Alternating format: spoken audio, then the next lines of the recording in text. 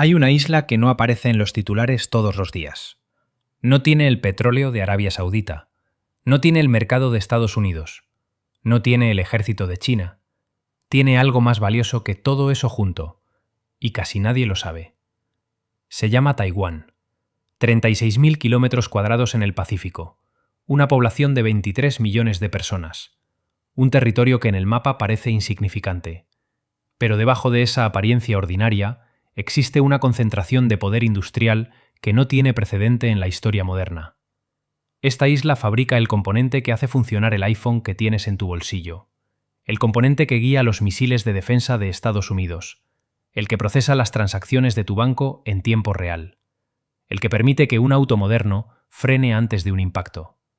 Un componente tan pequeño que cabe en la yema de tu dedo, tan complejo que solo un puñado de personas en el planeta sabe cómo fabricarlo bien, y tan crítico que los gobiernos más poderosos del mundo han empezado a construir estrategias enteras alrededor de una sola pregunta: ¿qué pasa si Taiwán deja de producirlo?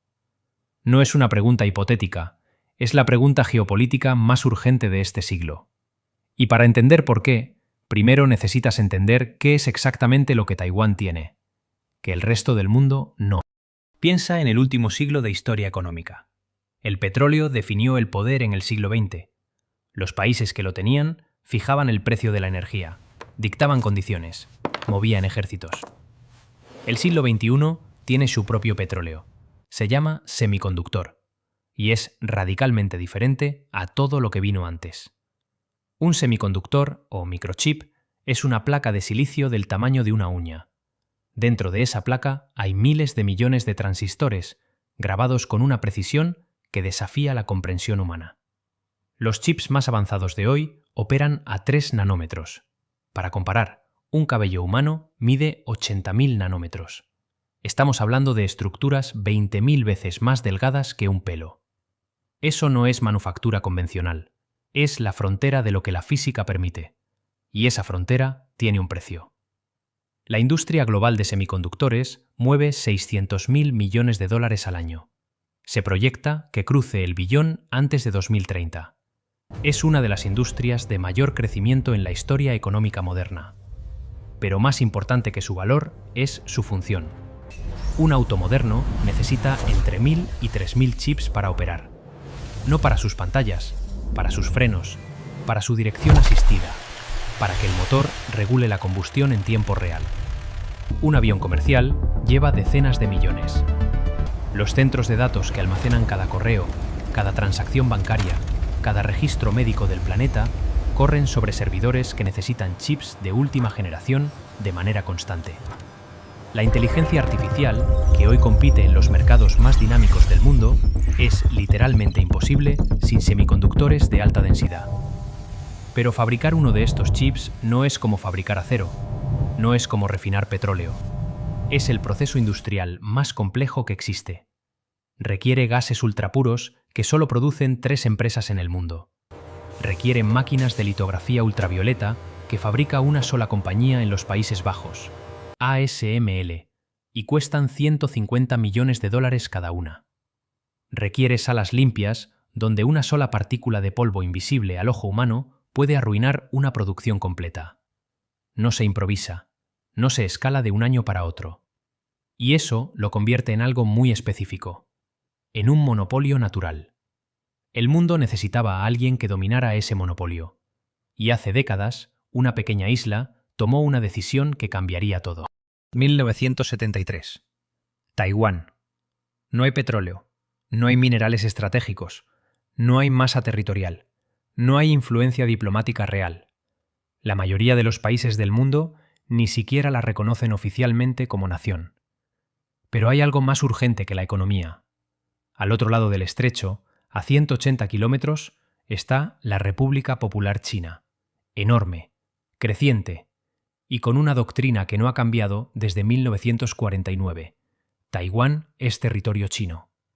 La reunificación no es una posibilidad, es un objetivo. Taiwán lo sabe, y sabe que no puede competir en ningún terreno convencional. No puede ganar una guerra de desgaste territorial, no puede superar a China en población, no puede igualar su influencia política en organismos internacionales. Así que toma una decisión radical. Decide volverse tan valiosa para el mundo que nadie pueda permitirse que desaparezca. El gobierno crea el Instituto de Investigación de Tecnología Industrial. Envía a sus mejores ingenieros a formarse en MIT, Stanford, Caltech. Los manda a trabajar en Silicon Valley, a absorber conocimiento, a construir redes. Y luego los trae de vuelta. Con ese capital humano, en 1987, el gobierno taiwanés hace una apuesta definitiva. Contacta a Morris Chang, ingeniero taiwanés, formado en Harvard, MIT y Stanford, ejecutivo en Texas Instruments durante 25 años. Un hombre que conoce la industria de semiconductores desde adentro. Le hacen una propuesta simple. Vuelve y construye algo que no existe en ningún lugar del mundo. Chang vuelve y funda TSMC, Taiwan Semiconductor Manufacturing Company. Su idea es tan obvia que nadie la había hecho antes.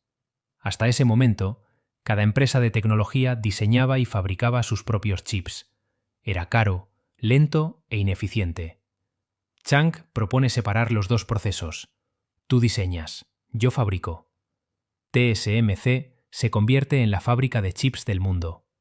Apple diseña, TSMC fabrica. Nvidia diseña, TSMC fabrica. Qualcomm, AMD, Broadcom, todos en la misma fila. El modelo funciona con una eficiencia devastadora. Cada año, TSMC reinvierte entre el 30% y el 40% de sus ingresos en investigación y desarrollo. Construye ventajas que toman décadas acumular. Ningún competidor puede seguir el ritmo. Hoy, TSMC concentra el 90% de la producción mundial de chips de última generación. Una empresa, en una isla, con el 90% del mercado más estratégico del planeta. El mundo moderno construyó su columna vertebral tecnológica y la concentró en un solo punto. Lo que nadie midió con claridad fue el riesgo que eso implicaba. Fue 2021 cuando el mundo tuvo su primera advertencia real. La pandemia había alterado las cadenas de suministro, la demanda de electrónica explotó mientras las fábricas cerraban, y de pronto los chips empezaron a escasear.